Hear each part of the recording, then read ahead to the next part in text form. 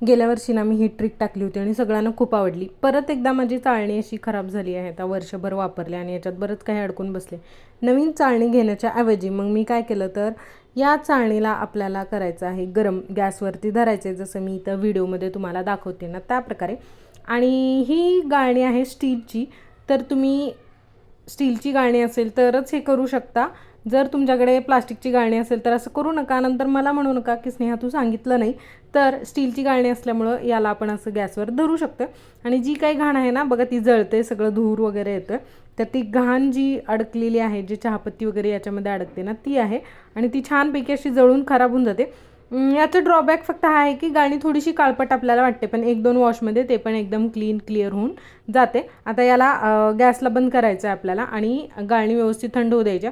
खूप गरम झालेलं असतं तर याला हात वगैरे लावायचं नाही आहे. बघा मी इथं एंडला पकडले आणि आता ही गरम झालेली गाळणी आहे ना, याला थोडंसं मी थंड होऊ देणार आहे.